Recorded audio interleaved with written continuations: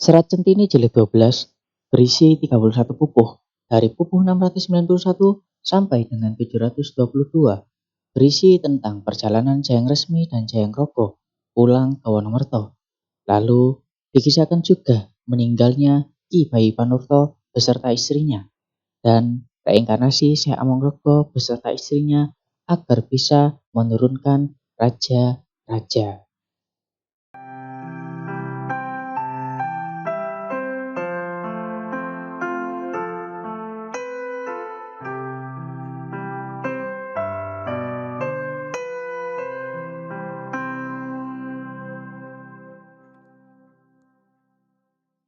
Serat Centini Jilid 12 adalah jilid terakhir dari keseluruhan Serat Centini yang berjumlah 12 jilid.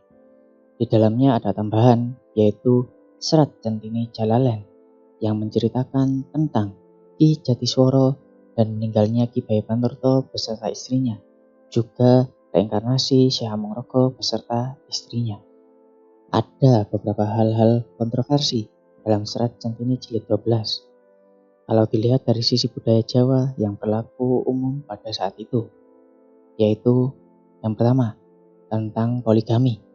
Agama Islam secara syariat mengizinkan seseorang memiliki istri lebih dari 4 dengan berbagai syarat dan juga harus bisa adil dengan sesamanya.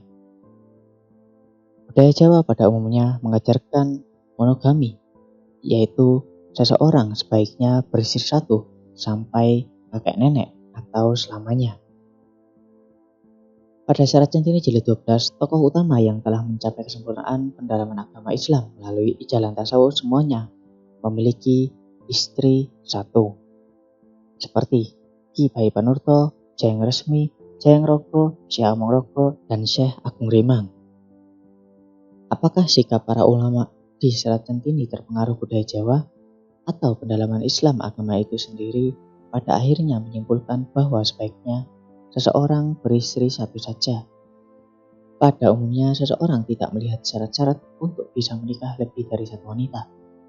Mungkin hanya Nabi Muhammad SAW yang mampu untuk memenuhi syarat-syarat tersebut. Bisakah kita sebagai manusia memiliki kualitas moral menyamai atau lebih baik daripada Nabi Muhammad SAW? Tidak ada yang tahu.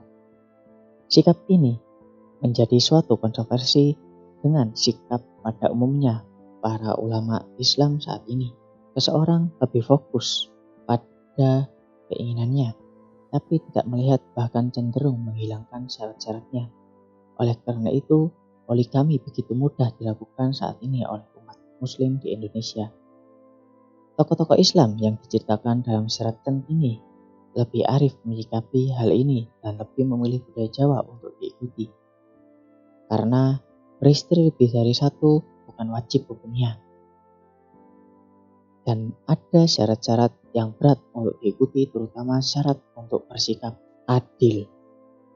Lalu yang kedua, perihal reinkarnasi. Reinkarnasi tidak dikenal dalam agama Islam.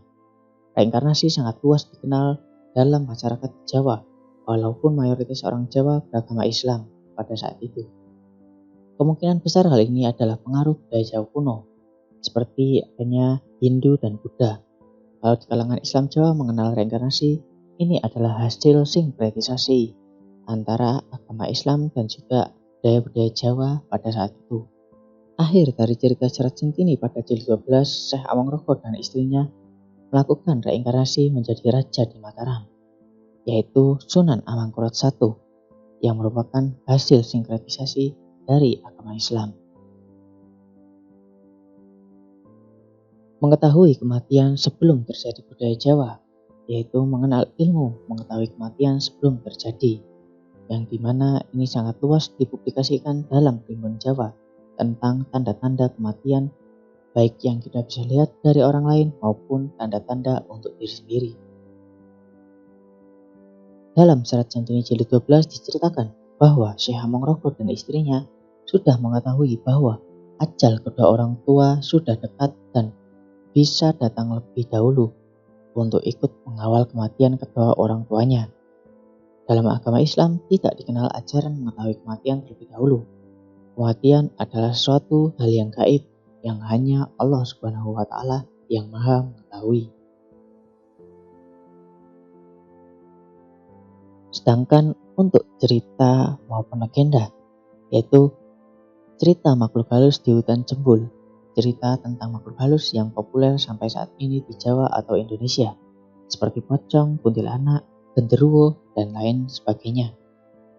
Cerita tentang I Jatiswara, disinggungnya negara Cempo atau Campa, adalah suatu indikasi bahwa umat Islam di Indonesia tidak bisa lepas diri dari hubungan atau perkembangan dengan umat Islam secara regional, bahkan secara global.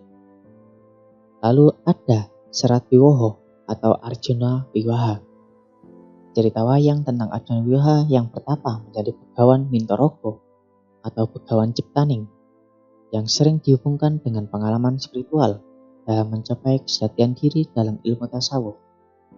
Lalu untuk adat istiadat ada Condro Sengkolo, beberapa candi di Jawa, informasi tentang tahun berdirinya candi-candi di Jawa.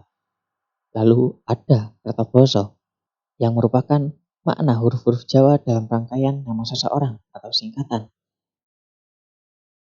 Contohnya guru, yaitu digugu lan ditiru. Gunung, yang berarti guru ning hyang, dan lain sebagainya. Itu termasuk Kertoboso. Lalu ada Dosonomo, yaitu 10 sebutan nama atau kata yang memiliki arti yang sama. Mungkin kalau dalam bahasa Indonesia disebut juga dengan sinonim. Dan ini merupakan pengetahuan bahasa yang sangat berguna untuk mengubah tembang atau membuat tembang. Lalu untuk pengetahuan spiritual atau agama, ada hidup menemukan mati, mati menemukan hidup, atau urip sakjroning pati, pati sakjroning urip, yang dituliskan dalam tembang mocopat seperti ini.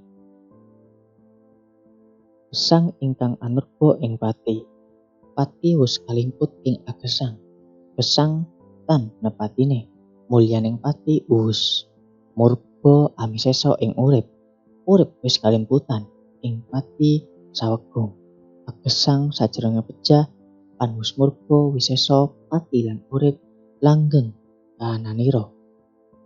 Arti ringkasnya adalah salah satu pencapaian ilmu kesempurnaan atau tasawuf adalah kondisi di mana di alam kesempurnaan yang kekal atau abadi, penguasaan terhadap hidup dan mati. Lalu ada penjelasan tentang isbat dan sifat. Isbat ananing hyang widi, marmo sakaling sifat. Isbat berarti penentuan keberadaan sesuatu. Dalam hal ini tentang keberadaan Allah Subhanahu wa Ta'ala melalui sifat-sifatnya. Lalu ada kodrat dan irodat. Irodat adalah suatu usaha untuk berubah kodrat. Karena kodrat itu ada dua macam, yaitu kodrat mualak dan kodrat mubarom. Kodrat mualak masih tergantung hal-hal lain untuk dilaksanakan. Ini yang bisa diubah dengan usaha atau ikhtiar. Sedangkan kodrat mubaram sudah mutlak dan tidak bisa diubah. Hakikat sembah dan sukmo. Sembah adalah pujian kepada Allah Subhanahu wa Ta'ala. Kuasa dari Allah Subhanahu wa Ta'ala yang memberikan baik atau buruk, menghukum atau mengasihi, membagi surga atau neraka, dunia atau akhirat, abadi, tidak berubah, tidak dikurangi, dan tidak juga ditambah. Dituliskan dalam tembang Dandang Kulo. Sukma rimbang putuh den tingali, sausike ya sukma bloko, wujuding sukma tan pae ustan pedang binastu, boring jati kula lan gusti, mau gusti to kula, sih kajatenipun lamun tan ketiyaka kula misih kula, gusti misi gusti, dan pedang war-waran, yang berarti sukma sepertinya utuh kalau dilihat. Segala gerak adalah sukma itu sendiri. Wujud sukma sudah tidak bisa dibedakan, melebur, menyatu. Menyatunya kesejatian kawulo, atau hamba, dan gusti mau gusti dengan kawulo. Kesejatian kasih, tetapi walaupun sepertinya tidak bisa dibedakan, Kawula masih tetap kawula, Gusti tetap juga Gusti. Tidak bisa dicampur adukkan atau disamakan. Serat Centini jilid 12 selesai sampai di sini. Ada tambahan berupa penutup yang dinamakan Serat Centini Jalalen yang menceritakan tentang kematian Ki Bayi Panurto dan keinginan Syekh Amongrogo dan istrinya untuk menurunkan raja.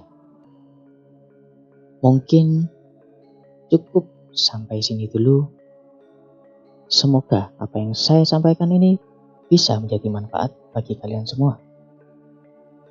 Bahasan Serat Centini ini masih akan berlanjut. Untuk itu tetap belajar bersama di Sinau Sastra Jawa.